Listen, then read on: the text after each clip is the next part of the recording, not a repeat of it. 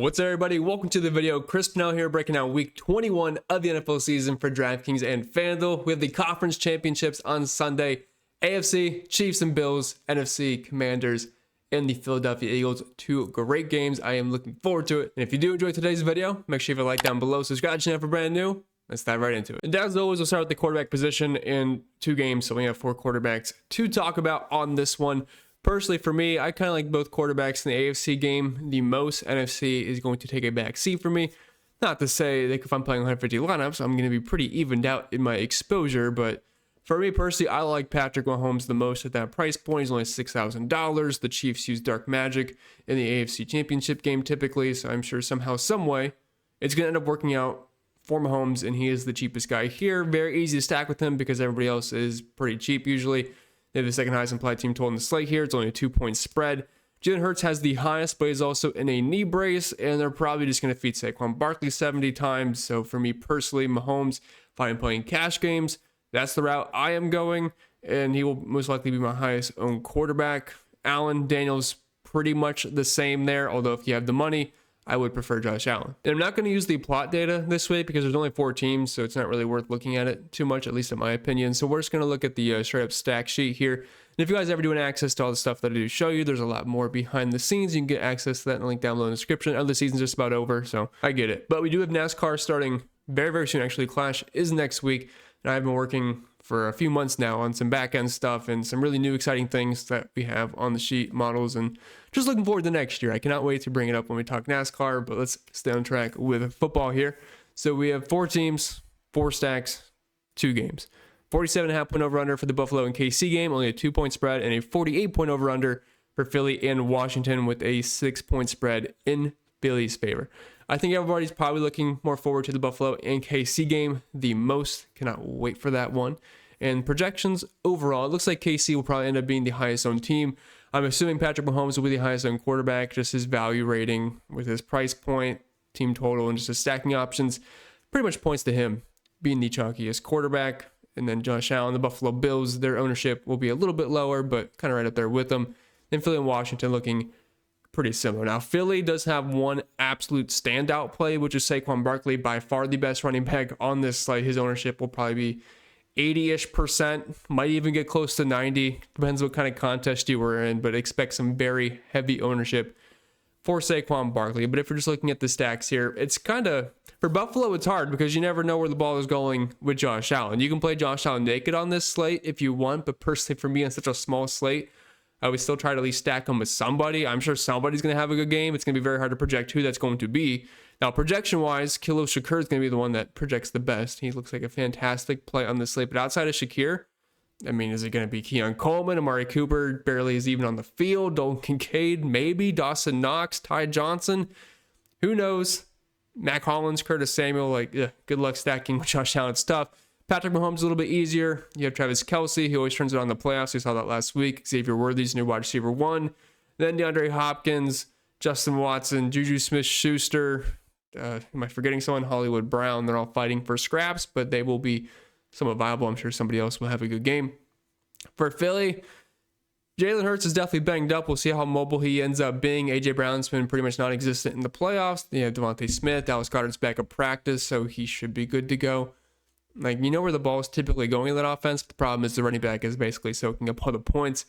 For Washington, though, I do like stacks there in tournaments. Jaden Daniels with either Terry McLaurin, De'Ami Brown, Zach Ertz all look pretty solid. All right, let's head over to the lineup here. We have 4 quarterbacks to pick from. I'm just going to roll Patrick Mahomes here at $6,000 and move on to running back. And I'll be honest, there's 2 guys you want, and everybody else you're just playing because you're forced to play other players.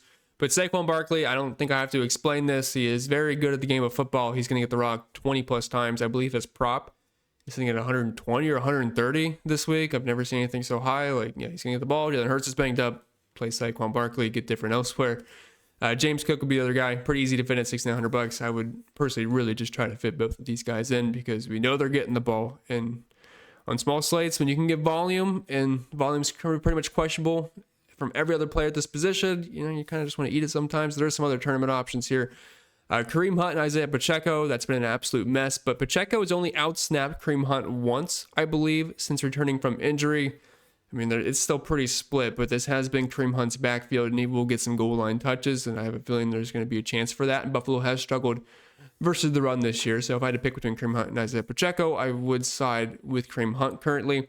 Austin Eckler, Brian Robinson, I'm assuming Washington is going to be trailing. That would probably mean me liking Austin Eckler just a little bit more. Then Kenneth Gainwell, pretty much unusable. Ty Johnson is usable, but only in like large field tournaments in case he happens to get some catches and maybe finds his way into the end zone. But Ray Davis will be used as well. Kind of an ugly situation here, but Barkley and James Cook by far the best plays. So moving back to the build here, let's just try to jam them in, and we're going to make it work somehow because I don't really trust anybody else. We move on to wide receiver, which if you're looking, the Chiefs wide receivers are very cheap, so it's not like we're going to be kind of hurting for salary too much. A lot of this is really just going to be stacked based on a small slate like this. Like if you have Patrick Mahomes, if he's scoring points, you got to get points from his pass catchers. So that's Travis Kelce plus whichever wide receiver he decides to throw to this day. I mean, we don't really know typically, but we know Xavier Worthy is probably the most likely option. So with Mahomes in my lineup, I'm looking directly at Worthy. I'm looking at Kelce, DeAndre Hopkins, unfortunately. You can also look at the other guys. Hollywood Brown, all going to be viable. Khalil Shakir would be a fine run back option if you're playing Josh Allen. Play Shakir if you're playing Jalen Hurts. A.J. Brown, Devontae Smith. If you're playing Jaden Daniels, Terry McLaurin, De'Ami Brown. I think it's pretty simple if you are playing cash games on this slate. Shakir is probably my starting point, then Xavier Worthy. And if I had to go cheaper, I would say Hollywood Brown. There's not that many great receiving options on the slate. A.J. Brown's pretty cheap, but he's also not been that involved in the offense in the playoffs so far because they're just feeding Saquon Barkley when possible. So back to the build, I am going to do a triple stack with Patrick Mahomes. So I'm going to grab two of his wide receivers, and then we will go with Travis Kelce as well. And we're going to run it back with a couple of Buffalo pieces. We already have James Cook. I want to get Khalil Shakir in there as well, so we'll plug him in. We fill out the two wide receiver spots. We're going to go with Xavier Worthy and Hollywood Brown to save some money. That leaves us with $4,300. Travis Kelce is $6K. I'm hoping we can do this. I mean, we should be able to, but if not, we'll move a couple of things around, but I don't think it's going to be a big deal. And tight end's pretty gross. I mean, obviously, if the money for Kelce, he is by far my favorite option. Dallas Goedert did not practice until today. He was seen participating, so he said he's going to be playing, so we have to trust him there. If he is playing, I mean, he's viable. There's not really many great tight ends on the slate outside of Travis Kelce. Zach Ertz is fine for tournaments. Kincaid and Dawson Knox are a bit of a mess. Kincaid's obviously not been as involved in the offense as we probably assumed he would be this year. And it's not like he's been horrible. I mean, he's still getting 5.8 targets per game with 20.2% target share. Like, it could definitely be worse, but the ball gets spread around so much in this offense. The thing is, it works, so it's not like I'm complaining that they should get the ball to Kincaid more. It's just the nature of this offense right now. So he'd be just a tournament flyer. Noah Gray as well. And then everybody else, I mean, we're not really much interest there. I just have everybody's tight end twos here listed, but for me, Travis Kelce is going to be the guy I'm getting to. All right, so let's finish this lineup off. Plugging in Kelce here, that leaves us $3,550. All right, so let's plug in a defense here first, and honestly, I think any defense is fine in this slate. Every offense here is good, so it's not like you're really getting too much to pick from. Obviously, the Eagles or the Commanders, I think, would be the ones you want to get to. I mean, if we played the Commanders at $2,700, we'd have $4,400 for flex. That could get you Ty Johnson, De'Ami Brown. I actually really like that a lot. Zach Ertz. So we'll plug in De'Ami Brown. So just for the premise of this lineup, we have the Chiefs and Bills staff. We got Patrick Mahomes triple stacked with Xavier Worthy, Hollywood Brown, and Travis Kelce. We're running it back with Khalil Shakir and James Cook for the full-on game stack. And then we have Saquon Barkley with Commanders, which I know is not the best correlation, but it's a small slate. Who cares? And then we have De'Ami Brown, who's been very involved in the offense, and I still think he's a little cheap at $4,400. So not a terrible lineup. I just built it on the fly. The purpose of this is never for me to give you guys a lineup to copy and paste.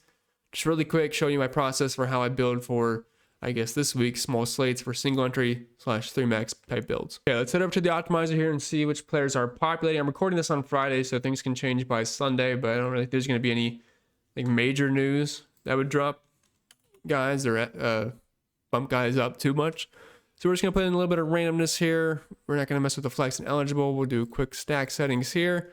You could obviously go more in depth, but just for the sake of time, we're doing something very bare bones here. I'm not going to specify anything. So we'll do that, and we'll run a quick 20 max, and I will see you guys in a second. And I guess I don't even have to leave because it's already done. So let's see. We have seen pretty much Josh Allen and Patrick Mahomes here and just about everything.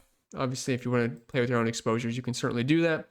But we have Saquon Barkley, even with randomness, Saquon Barkley, Khalil Shakir, Travis Kelce, and every single 20 max build here. Xavier Worthy, Kincaid, Hollywood Brown, not too far behind. Looks like Mahomes and Allen just getting jammed in, and Jalen Hurts with the other 10% filled in. But let's just look at a couple of these lineups here. So this first one here, we have Josh Allen. Looks like a double stack with Keon Coleman and Khalil Shakir. Right back with Travis Kelce, Xavier Worthy, and Kareem Hunt. So pretty much a full game stack there. They have Saquon Barkley paired up with the Eagles defense. Obviously, Keon Coleman's a big wild card, but in small sets like this, I mean, sometimes you just have to play weird guys. First Mahomes lineup has Mahomes paired with Xavier Worthy and Travis Kelce. Right back with Khalil Shakir and Dalton Kincaid. Also has Kareem Hunt paired in there. So, I mean, then you're just going to pretty much see a lot of the guys in the same lineup, but maybe a couple of things off each time. We do have a Jalen Hurts lineup down here that's paired with Devontae Smith. Obviously, Saquon Barkley is going to be in there. But that's about it, which, I mean, you don't have to have double, triple stacks with Jalen Hurts because he can run the ball, though. He might be a little bit immobile this week, so we'll see what ends up happening. Then if we look at the team usage, KC at the top, Buffalo not too far behind, Washington down there in the dumps. I don't know why my projections just don't like him as much this week. I mean, I guess they do have the toughest spot here with the lowest implied team total, so it makes sense. Like, I don't mind Jaden Daniels, I don't mind some of the pieces, but it's definitely the toughest spot of the weekend. But with that being said, that's all I got for you guys this weekend, so I hope you enjoyed. If you did, make sure you leave a like down below, subscribe to the channel for brand new. Wish you all the best, and I'll see you all next time.